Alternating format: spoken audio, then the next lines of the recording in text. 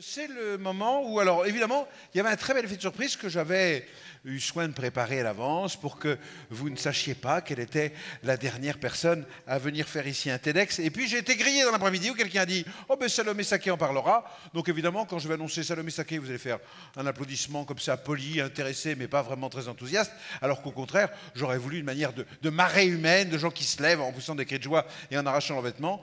Alors, est-ce que vous pourriez prendre sur vous et faire comme si vous étiez surpris de découvrir que Salomé Saké est programmé ici. Voilà, je compte sur vous. Alors, chers amis, dans quelques instants, nous allons accueillir ici la dernière personne à venir représenter son TEDx. Je suis très ému. Et ça va être une vraie surprise parce que personne ne s'y attend. Voici Salomé Saké.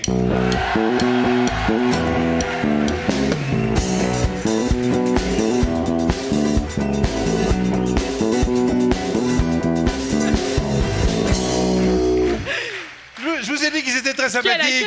Ils sont très sympathiques. Trop. Ils sont beaucoup trop sympathiques. Vous avez raison. C'est louche, ça cache quelque chose. Incroyable. Vous avez 15 minutes devant vous, Salomé. Ok, je vais essayer de les respecter. Merci beaucoup pour cet accueil assez incroyable. Alors, moi, de mon temps, je peux te dire que les jeunes ont travaillé, ont s'engagé et on mouftait pas. Ça, c'est une phrase que j'ai entendue à plusieurs reprises dans la bouche de mon vieil oncle à un dîner de famille quand j'essayais d'avoir quelques revendications. Et en parlant autour de moi, je me suis rendu compte qu'on était très nombreux et nombreuses, et vous êtes sûrement très nombreux et nombreuses dans cette salle, à avoir déjà entendu quelqu'un autour de vous, de préférence plus âgé, vous dire une phrase qui commence par « moi de mon temps »,« moi à mon époque », les jeunes, et à la fin, on arrive à une conclusion qui voulait dire que les jeunes, c'était mieux avant. Et cette logique est de plus en plus problématique, et c'est ce que j'ai envie de vous montrer aujourd'hui, ce que j'ai envie de démontrer. Et pour ça, on m'a dit que dans un TEDx, il fallait parler de soi, il fallait parler un petit peu de sa vie personnelle, donc c'est ce que je vais tenter de faire. J'ai 27 ans. Je suis née j'ai grandi dans un petit village en Ardèche et j'avais un petit peu tendance à être indignée très jeune, à être très impliquée, très curieuse des enjeux sur le monde et une fâcheuse tendance à vouloir donner mon avis sur beaucoup de choses, à vouloir donner mon opinion à 15 ans sur la guerre en Afghanistan, sur ces profs qui faisaient mal leur travail, sur la politique française, sur Nicolas Sarkozy, sur un peu tout ce que je touchais, tout ce qui me passait sous la main. Et j'avais souvent cette même réaction, qui est que j'étais trop jeune pour comprendre. Et j'avais des adultes qui me disaient « Bon, t'es bien mignonne, mais quand tu seras plus grande, tu changeras d'avis. » Moi aussi, quand j'étais jeune, j'étais utopiste. Moi aussi, je pensais que j'allais changer le monde, mais tu verras, ça passera. Eh bien, c'est pas passé. Au fur et à mesure des années, je me suis engagée dans le métier de journaliste et j'avais toujours envie de traiter des grands sujets de société, de montrer qu'on pouvait vivre ensemble différemment, de montrer qu'il y avait d'autres systèmes économiques, de montrer aussi les limites de l'urgence, les limites de la planète, et donc de mettre en lumière l'urgence écologique. Et là encore, ça n'a pas loupé. Je me suis confrontée à plusieurs reprises sur des plateaux de télévision à des plus âgés qui se disaient « Mais qui c'est celle-là ?» du haut de son jeune âge, qui vient nous donner des leçons, qui vient nous parler.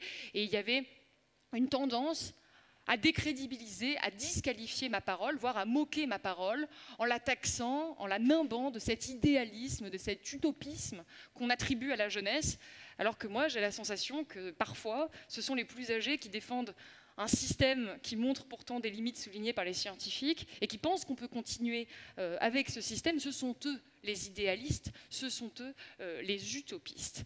Et ça, c'est un discours, encore une fois, qui ne plaît pas et qui m'a valu d'être souvent taxée de naïveté. Et la naïveté, c'est un des clichés qu'on a sur la jeunesse. Les jeunes seraient naïfs. Un des très nombreux clichés, si je vous demande là, comme ça, dans la salle, probablement que certains vont se dire les jeunes, ils n'aiment pas trop travailler. Je sais qu'il y a des chefs d'entreprise ici. Les jeunes, bon, c'est un peu difficile, ils sont paresseux. On a aussi d'autres clichés. Les jeunes sont accros aux écrans. Les jeunes sont narcissiques. Les jeunes sont incultes. Et si vous demandez à des jeunes autour de vous, vous verrez qu'ils sont nombreux à avoir l'impression de ne pas être compris, l'impression de ne pas être écoutés et avoir l'impression d'être réduits à certains qualificatifs. Et alors, si vous n'étiez toujours pas convaincu, je vais vous montrer à quel point ce discours est omniprésent dans les médias, dans la bouche des politiques. Est-ce que ça fonctionne ? Oui, non, c'est pas là qu'il faut le mettre. C'est ce que je redoutais, bien sûr. Ah, voilà. Donc le point qui se permet de se faire ce petit article, la jeunesse française est-elle frappée d'acédie ? Ah, je pensais que ça irait plus vite dans la... Marianne, narcissisme exacerbé, incapacité à gérer ses émotions, individualisme, les symptômes d'une génération fragile. Les enfants d'aujourd'hui rêvent plus d'être youtubeurs qu'astronautes, déplore le HuffPost. L'Express, lui, se demande si les jeunes salariés sont individualistes et moins efficaces. C'est une petite sélection, mais il y a vraiment beaucoup d'articles comme ça. Bon, alors Le Figaro, qui vraiment ne semble pas beaucoup aimer les jeunes, je ne sais pas si Le Figaro est dans la salle, mais il y a un vrai souci, qui se permet de très régulièrement attaquer les différentes formes de mobilisation des jeunes. Là encore Le Figaro, Elisabeth Lévy, qui carrément nous explique sans détour que les jeunes, c'était mieux avant. RMC, là, se demande, là encore, si les jeunes sont paresseux. Je vous le dis, ces clichés reviennent vraiment beaucoup. Et Valeurs Actuelles, lui, affirme que non, notre pays n'a pas de dette envers sa jeunesse. Et pourquoi se contenter d'un article quand on peut écrire un livre entier pour décrédibiliser les jeunes pendant des centaines de pages, à l'image de Caroline Fourest, qui a écrit Génération offensée, ou encore de Barbara Lefebvre, qui a écrit Génération J'ai le droit. Je vous dis, on ne se sent pas persécuté, on l'est d'une certaine façon par les médias quand même. Et là, la masterpiece vraiment de la détestation des jeunes, ce livre de Brice Couturier, OK Millennials, écrit donc par un journaliste d'un certain âge, qui n'a pas beaucoup aimé qu'un jeune lui réponde sur Twitter « OK Boomer », cette expression qu'il a très mal vécue. Donc il a écrit OK Millennials. C'est 300 pages vraiment que je vous conseille, parce que c'est une enquête sur les jeunes dans laquelle il n'y a pas un seul témoignage de jeunes. Il n'y a pas une interview de jeunes, je vous promets que c'est vrai.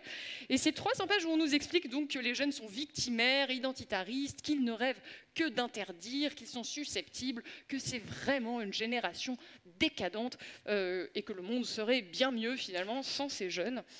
Et donc, bon, au-delà de ce côté un petit peu caricatural, c'est un discours qu'on retrouve, qui a même été mesuré par certains instituts, à l'image du CNESCO notamment, qui avait fait une étude qui montrait que la représentation des jeunes dans les médias était mauvaise. Et donc moi, je suis jeune, je suis une journaliste, et je me suis dit que j'avais envie de faire un petit peu la peau à ces clichés qui ont la vie, qui sont persistants, qui sont tenaces. Et donc j'ai moi-même écrit un livre, et j'ai oublié de mettre le truc de mon livre, la couverture de mon livre dans les images, donc je suis une très mauvaise publicitaire, mais il s'appelle Sois jeune et tais-toi aux éditions Payot, et j'ai essayé dans une enquête qui s'appuie sur des statistiques, sur des études économiques, sur des études sociologiques, de démonter un peu ces clichés sur les jeunes et aussi de donner la parole aux jeunes. Car souvent, on va parler d'eux, on va prendre quelques petits extraits de certaines choses qu'ils ont pu dire et on va essayer d'en faire une généralité. Donc j'ai essayé de faire ce travail de journaliste, d'aller les voir, d'aller leur demander tout simplement qu'est-ce que c'est être jeune en 2023.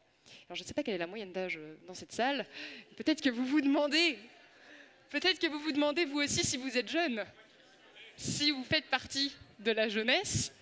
Donc là, c'est la partie un petit peu tendue où je vais vous donner la définition de la jeunesse sur laquelle je me suis appuyée.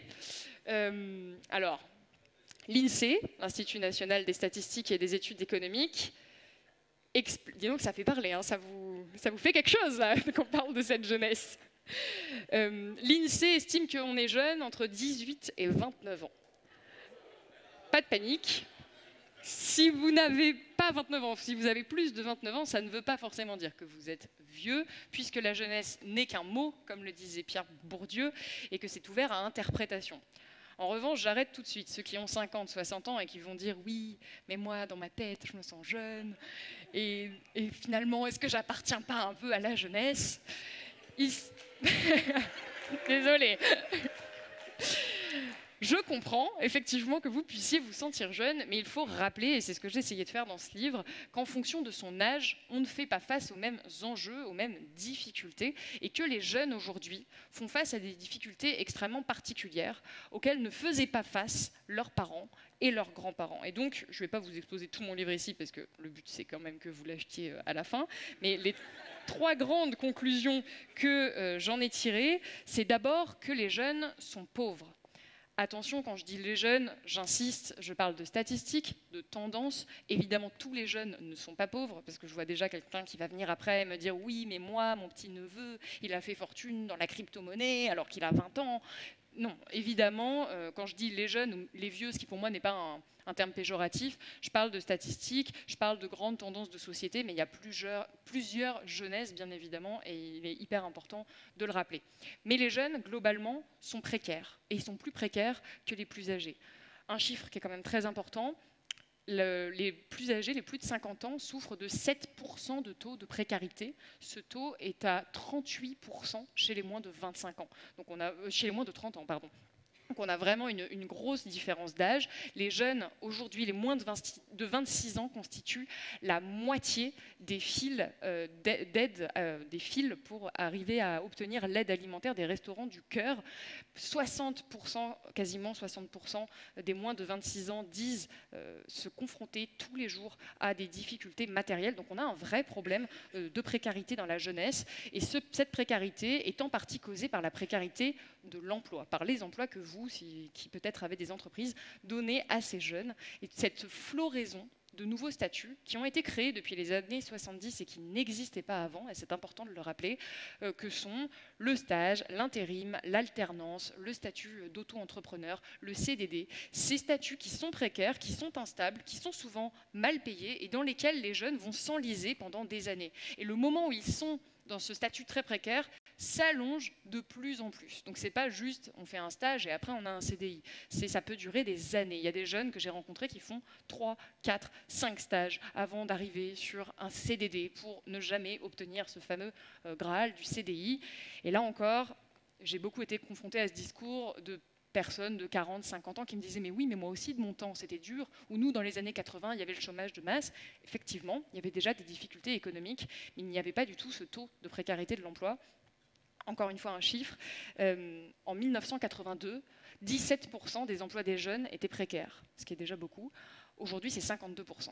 Donc en fait, les jeunes à qui on s'adresse, qu'on accuse de paresse, sont souvent des jeunes qui sont très massivement confrontés à des emplois qui sont précaires, qui sont mal payés, qui parfois font suite à des débouchés d'études qu'ils n'ont pas choisis, à cause notamment de plateformes comme Parcoursup ou de toutes les difficultés d'accès aux études supérieures. Donc ils rencontrent vraiment de grosses difficultés financières, de grosses difficultés professionnelles. Et il ne faut pas oublier que les jeunes sont aussi les premières variables d'ajustement en cas de crise. C'est-à-dire que pendant la crise de 2008, et les statistiques le montrent extrêmement clairement, les premiers qu'on a licenciés dans les entreprises, c'était les jeunes. Pendant la crise du Covid, ce qu'ont fait les chefs d'entreprise, les premières choses qu'ils ont faites, c'était « bon, je ne vais pas renouveler ce CDD, je n'en ai pas les moyens ». Et souvent, c'était les jeunes qui avaient ces emplois précaires. Donc ce sont aussi les premiers touchés dès qu'on est aux prises avec une crise. Et enfin, dernière inégalité, parce qu'il y en a beaucoup en termes d'économie, c'est l'accès au patrimoine, l'accès à l'immobilier. Je ne sais pas s'il y en a parmi vous qui sont propriétaires, mais sachez que moi, j'ai essayé de l'être. J'ai 27 ans, je suis en CDI. Je me suis dit, j'ai un CDI, le Graal, enfin, après des années et des années de piges et de stages, je vais pouvoir investir et m'endetter sur 25 ans dans un petit appartement de 15 mètres carrés à Paris. Quelle naïveté, pour le coup, de ma part. Mon banquier s'est bien moqué de moi et m'a dit que c'était absolument impossible car je n'avais pas l'apport nécessaire. Et de facto, aujourd'hui, l'immense majorité du patrimoine immobilier en France est détenue par des personnes de plus de 50 ans. 70% des multipropriétaires en France ont plus de 50 ans. Et donc nous, on arrive à un moment où déjà c'est difficile d'avoir un emploi stable, c'est difficile d'avoir un CDI et donc de pouvoir emprunter, mais en plus, on arrive à un moment où le prix de l'immobilier a augmenté pendant des années. Donc tous ceux qui ont investi, qui sont donc par essence plus âgés, au bon moment, eux ont pu bénéficier du fait que depuis 1995, le prix de l'immobilier du mètre carré a triplé en France et même 5 fois supérieur à Paris. Et nous, on arrive maintenant et tout est ultra cher. Je caricature, mais c'est un peu ça, et on ne peut plus acheter. Et donc être jeune aujourd'hui et vouloir acheter un bien, ça équivaut vraiment à arriver à une partie de Monopoly au 10e tour. Nous ne pouvons pas gagner à moins d'hériter. Et c'est là où les accusations de Jean-Michel, un peu grognon, de « oui, moi les jeunes, tu comprends, de mon temps on faisait ça », mais il oublie que quand il accuse les jeunes, quand il dit que les jeunes c'était mieux avant, il oublie aussi que le contexte l'était peut-être également. Et donc que la situation économique s'est détériorée pour les plus jeunes, ce qui me fait arriver à la deuxième plus grande inégalité pour moi en matière de génération, qui est l'inégalité face à l'écologie. Là encore, je sais que vous en avez beaucoup parlé aujourd'hui. Moi, il y a une scène qui m'a beaucoup marquée. Elle s'est déroulée devant l'Assemblée générale de Total Energy l'année dernière. Il y a des militants écolos qui ont décidé pacifiquement de bloquer l'entrée de l'Assemblée générale face à ces actionnaires qui venaient pour financer des énergies fossiles et une entreprise globalement qui est climaticide et qui est considérée comme une des entreprises les plus polluantes au monde. Donc on avait d'un côté cette centaine de jeunes militants pacifiques, mais qui quand même bloquaient les activités des actionnaires qui voulaient simplement rentrer dans le bâtiment, et une poignée d'actionnaires plutôt âgés, plutôt sexagénaires, qui n'ont pas du tout bien vécu cette action. Je vais vous montrer ça. Faites pas chier! Ne me faites pas chier, connasse! Là, je suis pas libre à cause de vous. Vous n'êtes pas libre et nous, on va pas vivre. Eh ben, elle crève et puis me fait pas chier. De toute façon, vous allez crever comme les autres. Ils nous insultent. Voilà. Donc clairement, on n'est pas sur un débat apaisé entre les générations à ce moment-là. Moi, cette vidéo m'a marquée parce qu'elle est d'une violence inouïe. Il y a une jeune femme en larmes qui supplie ses actionnaires d'arrêter de ruiner, de condamner son futur, et ce monsieur lui répond « crève et fais pas chier, connasse ». Et cette vidéo m'a tellement marquée que je suis allée sur place retrouver les témoins pour essayer de comprendre ce qui s'était passé avant. Est-ce que ce monsieur a été insulté? Est-ce que des jeunes sont venus l'agresser physiquement? Et je me suis rendu compte que pas du tout. C'est simplement le fait que des jeunes viennent remettre en cause sa manière de vivre, sa manière d'utiliser son argent qui l'a mis dans une telle colère. Et on touche là au caractère vraiment inédit de ce conflit de génération qui n'est pas un conflit par certains aspects, mais en tout cas des tensions entre les générations, qui est que nous, les jeunes, sommes dépendants, quoi que nous fassions, quoi que nous voulions, des actions et des décisions qui sont prises par les plus âgés, par les décideurs aujourd'hui. Et nous continuerons à subir les conséquences de ces actions dans 20 ans, dans 30 ans, dans 40 ans, dans 50 ans, quand ces personnes qui prennent ces décisions seront décédées. Et c'est là où quand on nous dit « mais vous n'avez qu'à vous bouger » ou « vous, les jeunes, vous allez tout reconstruire », on se trompe, on ne pourra pas reconstruire quoi que ce soit de désirable sur une planète à plus 2, plus 3, plus 4 degrés. C'est impossible. Et les décisions nécessaires pour préserver notre survie à tous doivent être prises maintenant. Et là, on en arrive à donc un aspect de la jeunesse qui est très important, qui est que beaucoup de jeunes sont ce qu'on appelle l'éco-anxiété. Tous les jeunes ne sont pas écolos, tous les jeunes ne sont pas militants, encore moins. En revanche, l'immense majorité des jeunes que j'ai pu rencontrer et l'immense majorité des jeunes interrogés dans les études sociologiques sont inquiets pour les questions climatiques, même s'ils ne vont pas, encore une fois, forcément s'impliquer. On estime qu'à travers le monde, selon une étude de The Lancet, un jeune sur 2 souffre d'éco-anxiété. Et les personnes qui pourraient résoudre ça sont les plus âgés. Or, les plus âgés ne vont pas subir les conséquences de ce réchauffement climatique. Encore une fois, ce n'est pas mon opinion, c'est ce qu'on peut retrouver dans la synthèse du dernier rapport du GIEC, qui est paru il y a 2 semaines, où on voit les différences entre générations, c'est-à-dire qu'en rouge, là, c'est ceux qui vont vraiment subir le réchauffement climatique. En moyenne, une personne qui est née en 2020 va subir 7 fois plus de vagues de chaleur qu'une personne qui est née en 1960. Donc on a une immense inégalité générationnelle qui provoque beaucoup de tensions, beaucoup d'inquiétudes chez les plus jeunes et qui malheureusement sont terrifiés. Ne sont pas terrifiés par le réchauffement climatique en soi. Ce qui terrifie une partie des jeunes, encore une fois dont je fais partie, surtout que je m'occupe de ces questions-là toute la journée, c'est le constat de l'inaction des plus âgés. C'est le constat de l'inaction des décideurs politiques. Et là encore, ce n'est pas mon opinion, ce n'est pas moi qui le dis, ce sont les différentes institutions qui observent et qui jugent et qui mesurent les impacts des différentes politiques pour le climat, notamment menées en France. Je pense au Haut Conseil pour le climat, qui est une institution qui a été créée par Emmanuel Macron lui-même pour évaluer ses propres politiques et qui a jugé en 2022 que les politiques de la France étaient insuffisantes. Donc je pourrais faire un exposé pendant 2 heures là-dessus, mais c'est vraiment le cœur de l'inégalité. C'est qu'aujourd'hui, nous, on a l'impression d'être coincés à l'arrière d'une voiture, nous les jeunes, avec des personnes plus âgées au volant, qui sont devenues complètement folles et qui sont en train de nous mener à 130 à l'heure dans un mur et on ne peut rien y faire. Et là, encore une fois, je connais l'argument qu'on va m'apposer qui est mais si vous, les jeunes, vous n'êtes pas contents, vous n'avez qu'à vous bouger, vous n'avez qu'à changer les choses, vous n'avez qu'à voter, vous qui avez des taux d'abstention records. Et là encore, c'est plus compliqué et on en vient à un autre problème qui est structurel, qui est que les 18-29 ans en France, donc ceux qui peuvent voter, sont 2 fois moins nombreux que les plus de 60 ans. Donc les personnes qui aujourd'hui détiennent le patrimoine financier, les personnes qui sont à la tête des institutions politiques, souvent du monde de l'entreprise, ne sont pas des vingtenaires. Les personnes qui votent ne sont pas des jeunes. Et si moi je suis un homme ou une femme politique et que je veux gagner des élections, il est stratégiquement absurde de m'adresser aux jeunes et de m'occuper des problématiques qui concernent les jeunes, puisqu'il faut que je parle aux plus âgés, puisque c'est eux qui me font élire. Et c'est là le cœur du problème, et qui fait qu'aujourd'hui, à mes yeux, on est en train de sacrifier les générations futures par les politiques climatiques qu'on est en train de mener, encore une fois, qu'on voit très très bien sur ce graphique. Et ça doit changer. Et pour que ça change, je pense qu'il faut adopter un regard plus positif sur les jeunes, un regard plus empathique, essayer de les comprendre. Et c'est sûr que si on pense que les jeunes sont une espèce de génération dégénérée, décadente, narcissique, égoïste et paresseuse, on n'a pas envie de se mobiliser pour préserver leur avenir. Et c'est pour ça que j'ai essayé dans mon livre de démonter ces clichés, non pas avec agressivité pour les plus âgés, non pas et certainement pas pour dire que ma génération est mieux que les précédentes parce que ce serait absurde, mais pour dire que vraiment ma génération vaut le coup qu'on se mobilise pour elle, vaut le coup d'être sauvée et qu'elle ne pourra pas se sauver toute seule. Même si tous les jeunes demain s'engagent et se structurent politiquement et soudainement créent un mouvement uniforme, ce qui déjà par essence est impossible, ils ne peuvent pas tout changer dans une société où ils ne sont pas aux manettes. Et ils ne peuvent pas attendre d'être aux manettes, car l'urgence, c'est par définition une urgence, que l'action dont on a besoin, c'est maintenant, et que les jeunes, aujourd'hui, voient bien que les plus âgés ne sont pas du tout dans cette direction. Et quelque chose qui illustre mon propos avec lequel je vais terminer, c'est une vidéo qui a eu beaucoup de succès sur TikTok, Bonjour, qui a fait des millions de vues. Je vous laisse la regarder. Excusez-moi de vous déranger. Je me présente, je m'appelle Brian et je suis photographe. Je voulais vous proposer de participer. Pourquoi pas? Oh bah franchement, c'est super génial. Mais j'ai une syphose, il faudrait pas qu'on voit trop que... Vous inquiétez pas. Je suis voûtée. Parfait, nickel. Via de l'appareil. Ah bah c'est bien gentil, vous avez un très beau sourire.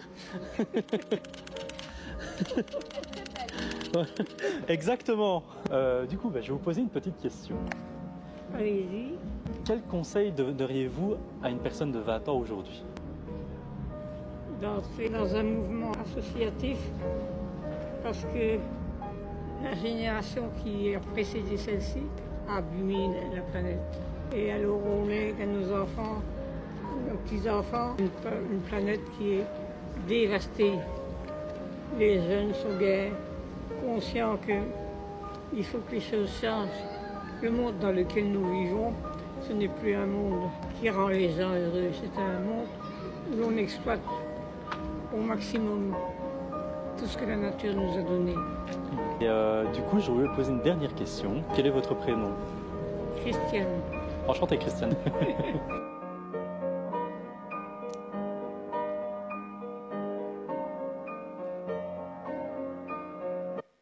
Voilà, donc cette vidéo,